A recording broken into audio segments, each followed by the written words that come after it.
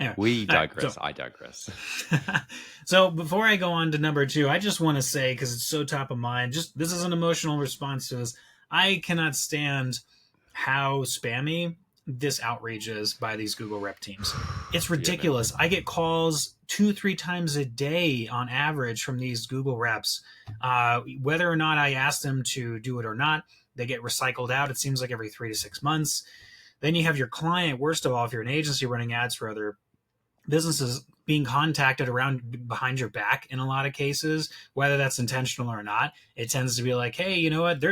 This person has ignored or said they don't want my advice, but what about you, owner of the account? Do you think we should be doing these and this?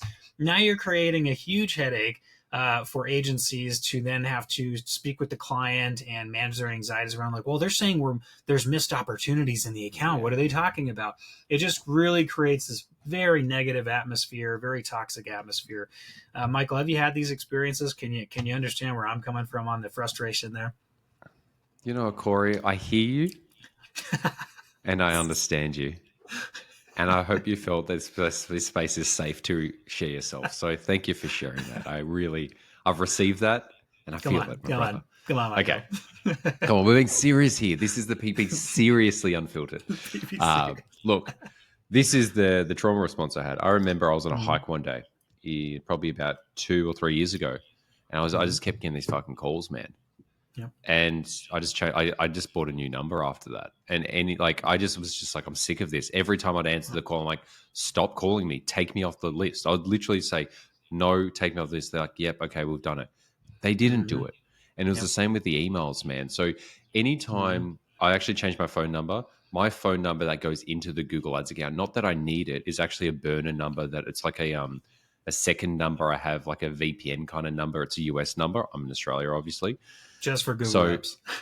Yeah, well, then no one's calling it. That's the one that's in the Google Ads account. If I ever do need it for a 2FA, which never happens because I've got my other 2FA, I'll get it through my 2FA apps. But they do not have my number. I changed my number because I don't want people contacting me. They were merciless. This would not stop. The other thing as well was around their emails.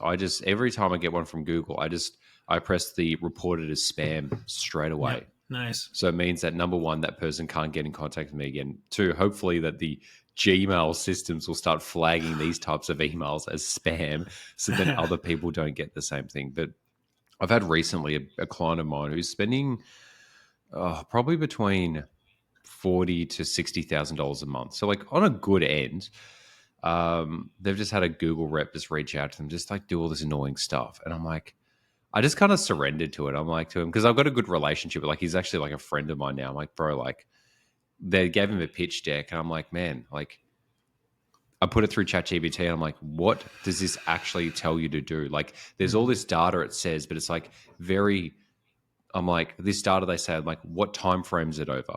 What data sample size is it? And then what are the recommendations? And I'm like, look, the data always looks like you're either missing out on something and you need to spend more money, or something's going well and you need to spend more money. I said to him, you're at the moment being aware of your budget. All they're telling you to do is spend more money. And he's like, yeah, that makes sense. And it's that's the reality here, guys. If you're listening to this, there's only one outcome Google wants. I'm saying this, I'm looking directly at the camera. They just want you to spend more money. They're not here to help you. They're here to make you spend more money. And if they were here to help you, they'd be helping you, not having people from third-party companies who do not understand the strategies and the IP of Google to represent it. It's they're a salesperson. They're essentially just a call center for warm leads. You are the warm lead. You're actually a hot lead because you're actually already paying them money. They're just a call center. You're not getting anything. There's no value being transferred here. Yeah. It's just a value take.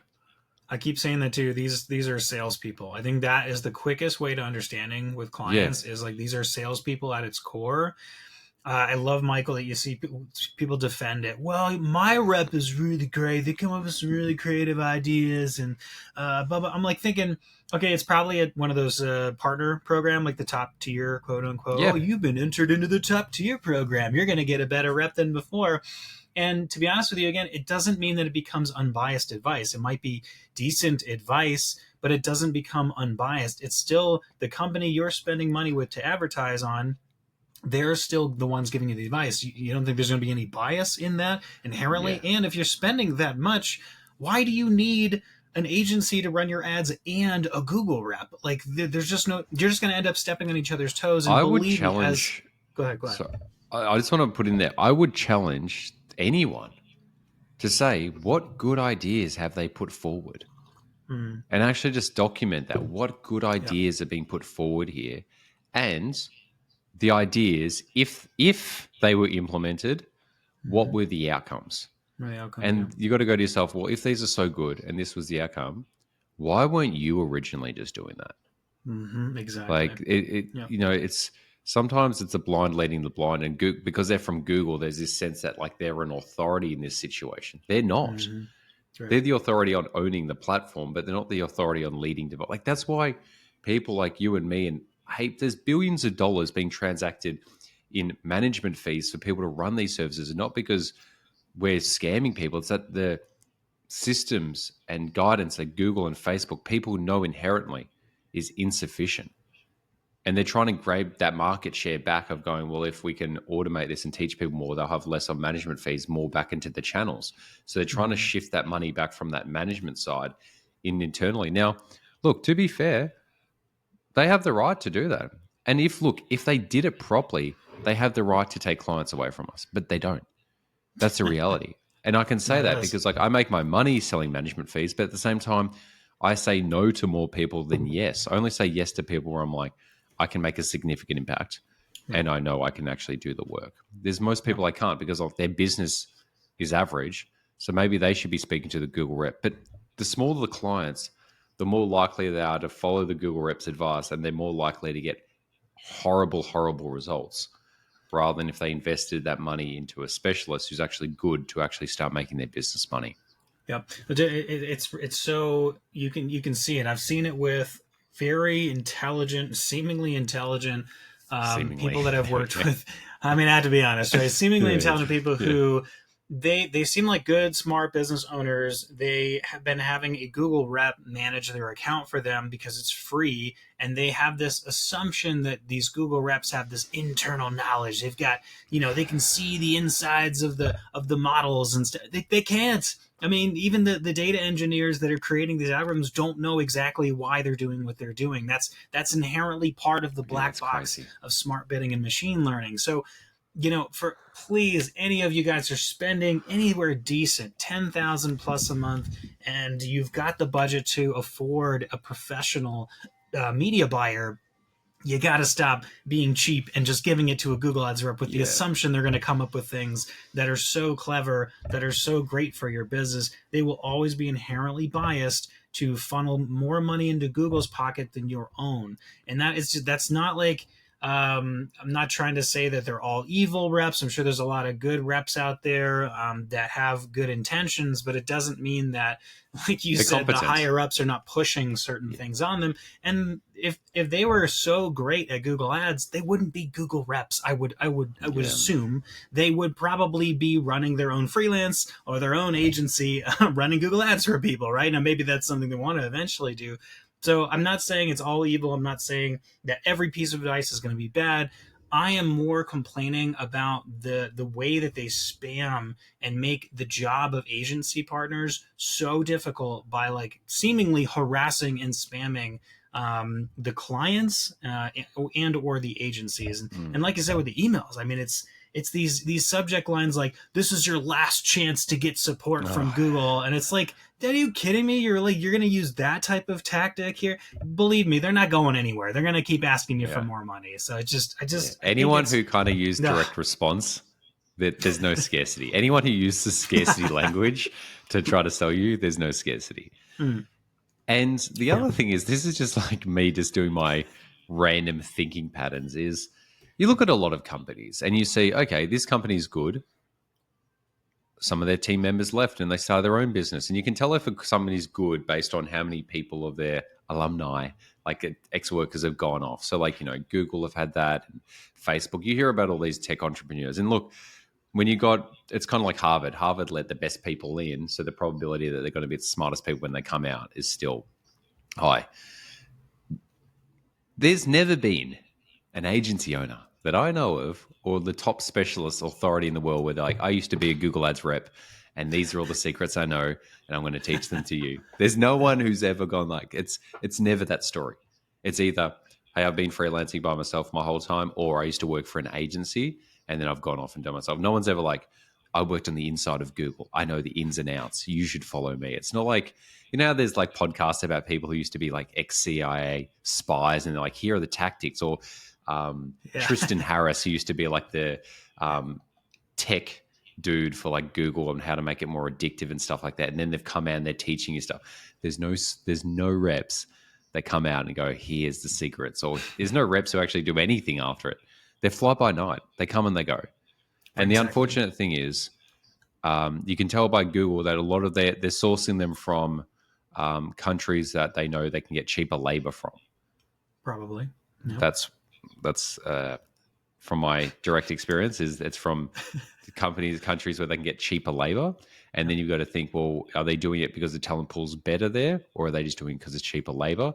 Because they've got KPIs to hit. Like, look, if we hit up, you know, a client, an account doing $1,000 a month with 3 phone calls a month, the probability of them spending $1,000 to $1,500 or $2,000 is gone up by 80%. And then they're just like, well, let's get a call center in by, it'll cost us $30 to potentially push our profit or margin up another 100%. Now, look, I'm just a simple folk, but I have a suspicion that there's numbers that they know that for different tiers, if it's being managed or not, what they can push it up, how many phone calls and how many emails are needed, how many strategy calls are needed. And when they tick them off or that happens, their profitability goes up. The same with, or if they have all these settings on, then if all these settings are on, the probability, their profitability is, you know, an additional 20% versus when they're not. Yeah. It's an outreach center. That's the model, right? Just outreach. So, yeah, I think. So, what's the outcome here, Cory? What do you do? What's the advice you give people? Like, you know, we can sit here bitching and complaining, about it. Yeah. So, actually, it's funny because I did that. I have that on the list. Is how do we advise? How do we do it? How do we deal with it personally? How would we advise people to do it if it's different than what we do? You know, personally, I'm a big proponent of. I just have a copy paste email at this point that, you know, essentially says, I'm more than open to you emailing me any new betas you think would be relevant for our account to try. I'll consider them at my own time and my own whatever, and I'll consult with the client on that. But essentially, the whole tone is, I will think about it. Feel free to send me stuff if it's well thought out. I will personally consult with the client because I am the one responsible for their advertising on this channel, not you. Do not reach out to the client unless the client has asked you to do so, because what you are then doing is creating a huge headache for me by reaching out to them. I am not going to immediately respond to all of your responses. I got plenty to do, and most of that is not talking to you about your ideas that you have for the account. Yeah. It's just a lot of that tone. It's just like, you know, this is on me. If you have special ideas about betas, like something I wouldn't know anything about because you're on the inside, cool. Send them my way. There's no guarantee I'm going to respond to you because most of them are not something that I think are relevant for the client. And at the end of the day, I am going to handle the communications with the client. The last thing I want you to do is going behind my back. And that just really, really pisses me off. Going behind my back and talking to the clients. And then I have to hear from the clients like, hey, I've been talking with this Google rep for a week about this stuff. Like, how come we haven't tried that? And it's like, are you kidding me? Like, why am I all of a sudden now having to deal with this? It's just, I think it's really unethical. And I'd really like that practice to stop. If it is very clear right from the outset that it is being professionally managed because you've emailed all the people on the account, and they've shown that to you through the response, you should not be going behind those people's backs and speaking to the client. I just think that that's really, really unethical. So